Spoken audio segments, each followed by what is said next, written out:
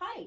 Dear Dina, I work for a sandwich shop and my boss hates me. He blames me for everything and it's not fair. Every time a customer found hair in their food, I got blamed. I've had enough. So I dyed my hair purple just so I couldn't be blamed if a customer ever found hair in their food again, and I bought new hair nets. It happened again this weekend. A customer complained and my boss dragged me into the office. I listened patiently, calmly, and then asked how he knew it was me. He said, because you're the one making sandwiches and you have long dark hair just like the customer found.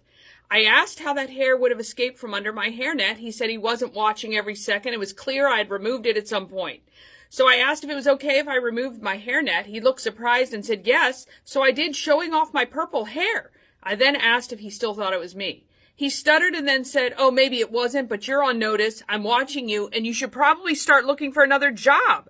So what should I do? There's no HR department. I could complain to corporate, but that's not going to likely end well. It would probably make things worse. My dad says I should file a discrimination or harassment suit against him, but that sounds like a hassle. So I'm kind of stuck here, signed frustrated employee. I can't get past the fact that there's a lot of hair in people's food. Right. I'm sorry. I'm stuck there. Yeah. I would not want to work at a restaurant that repeatedly has problems with hair in food. I mean, do you really think he's finding hair in the food, or he's just trying to get rid of her? Well, they're not showing any evidence. Do you think that the customer's complaining is a lie? Yes. Is that what you're saying? Oh, interesting. Yes. Yeah, that's very possible.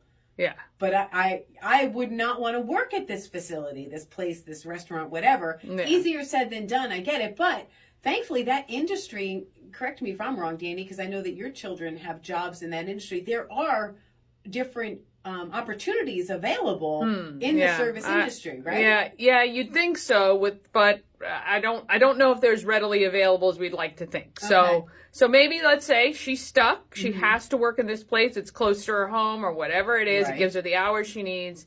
What do you think she should do? I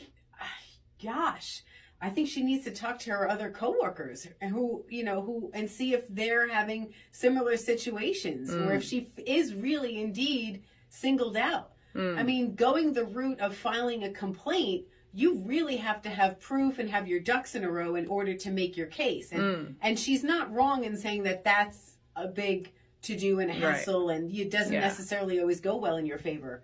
So I would see about talking to my other coworkers and see if together you can come up with a solution. What is your opinion? This is a tough situation. I've worked for terrible bosses before, and it makes you're at your job longer than almost anywhere else. And so being happy and content where you are is so important that I would honestly say find another job. Do it while you're still working.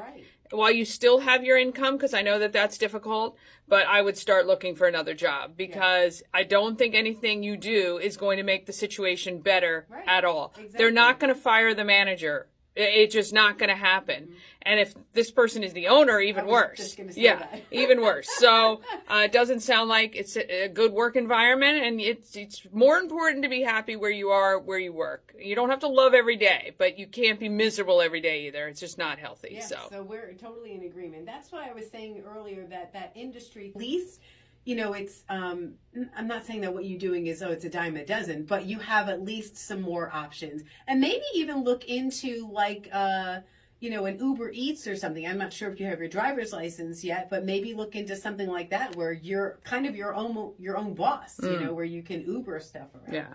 Dear Dina, if you've got a problem, we've got some solutions. You can take them or leave them. Still can't get past that hair in the food. I know. I wish I knew where that was. I'd be like, not going there. I don't think that's true, to be honest. Click on Dear Dina at Q103radio.com.